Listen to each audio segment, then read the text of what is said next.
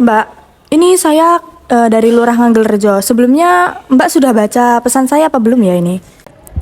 Iya Bu, udah saya baca kok pesannya. Masalah, ya masalah rumahnya Pak Darmawan ya.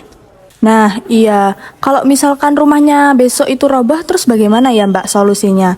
Iya, iya saya paham Ibu, rumahnya kemarin di data emang udah rusak total, udah hampir roboh. Tapi di sistem Rutilahu yang terbaru, ini beliau masih masuk desil 7. Ya sesuai Perwali nomor 7 tahun 2024.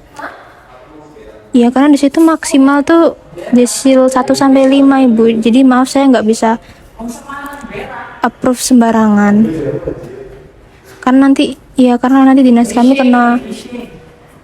kena temuan audit. Iya kena pelanggaran Ibu. Itu kan aturan dibuat untuk manusia ya, bukannya manusia itu ikut aturan. Ya nanti saya coba cari solusinya dulu ya Bu. Mohon maaf. Mohon tunggu aja, nanti saya kabarin lagi. Ah, ya, oke oke. Ya, saya tunggu ya. Ya. Makasih Bu, selamat siang. Oke.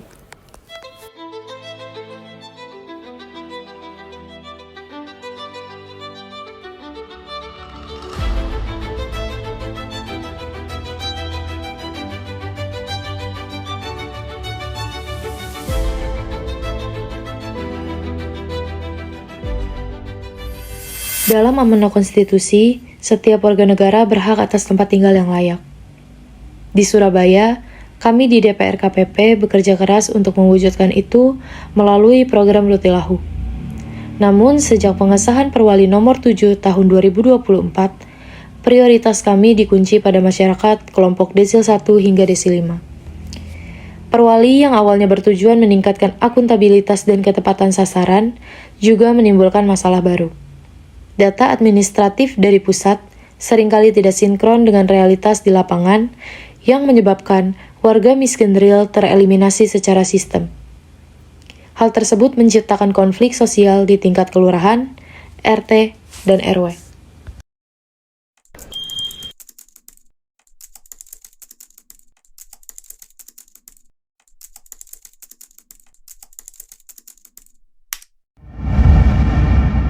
Jadi gini Mbak, tadi tuh saya ditelepon dapat keluhan lagi tentang Rutilahu sama Kelurahan Nagarrejo. Tadi itu katanya rumahnya udah hampir roboh tapi nggak dapet program kita gitu. Ini kan memang kedalasan Perwali ya, Perwali terakhir yang tentang pengaturan desil itu. Jadi gimana kalau kita coba buat cari solusi yang biar mereka yang nggak dapet bisa tetap dibangun dulu karena emang udah ancur banget gitu. Kalau menurut saya sih memang kita harus mulai dari hal yang paling dasarnya dulu ya Ibu. Dari pendataan RT RW mungkin bisa lebih dibenarkan. Eh, harus lebih seragam sama pihak kelurahan gitu kan. Biar penilaiannya juga nggak beda-beda di tiap wilayah. Supaya yang benar-benar membutuhkan tercatat gitu. Sih. Jadi kita mulai update data lagi ya di bagian kelurahan. Kita harus pastiin status lahannya aman sebelum berjalan gitu. Mengenai tanah. Kalau Diva ada saran nggak Mbak? Kalau saran saya sih ini ya, kita tuh butuh sistem yang benar-benar bisa real time. Jadi kayak kalau ada data dari RT RW yang terbaru tuh bisa langsung connect sama kita. Jadi kayak waktu penilaian kriteria atau tinggal ACC itu kita bisa langsung gitu Bu. Jadi sinkronisasi data yang desil itu yang awal sama data aslinya, Iya. kondisi rumahnya gitu ya. Jadi sistem harus mendukung juga. Jadi tetap pakai keduanya tapi kolaborasi gitu. Iya. Boleh sih, itu juga bener banget soalnya kan kita akhir-akhir ini tuh datanya emang nggak sinkron. Desilnya sendiri tuh kadang nggak nunjukin asli kondisi rumahnya gitu. Kadang desilnya rendah, tapi ternyata kondisi rumahnya baik-baik aja.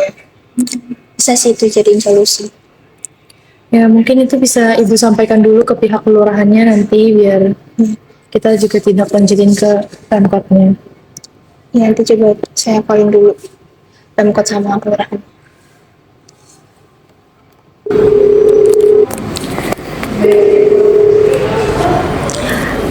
Halo, halo, selamat pagi Bu Bina.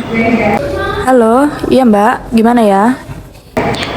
Jadi gini Bu, kami dari DPR KPP sendiri udah mencoba buat cari jalan solusi dan mau ngajuin lagi ke Pemkot untuk tahap awal. Ibu mungkin bisa buat pendataan ulang terkait desil biar pendataannya itu seragam. Nanti Ibu koordinasikan lagi dengan RT RW setempat biar penilaian itu sama. Nanti kami kasih data untuk standarisasinya apa aja yang perlu direkap ulang. Oh, iya. Iya Bu, jadi kita mulai lagi awalnya datanya lagi. Terus untuk yang kedua itu pastiin buat lahannya nggih Bu, biar nanti nggak ada konflik lagi kayak sebelum-sebelumnya mereka konflik terus.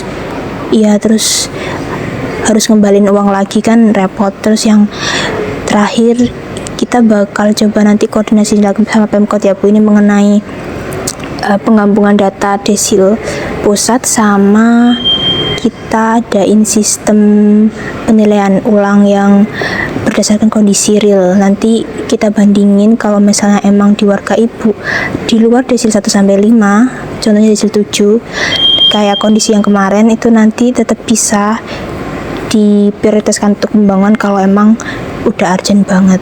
Oke. Ya, jadi nanti keputusannya tetap berbasis data sama kondisi lapangannya. Iya. Nanti coba dikoordinasikan dulu ya Bu ke RT RW, nanti saya coba bantu up juga ke Pemkot mengenai hal ini. Iya, nanti coba saya sampaikan ke RT atau RW setempat dulu ya.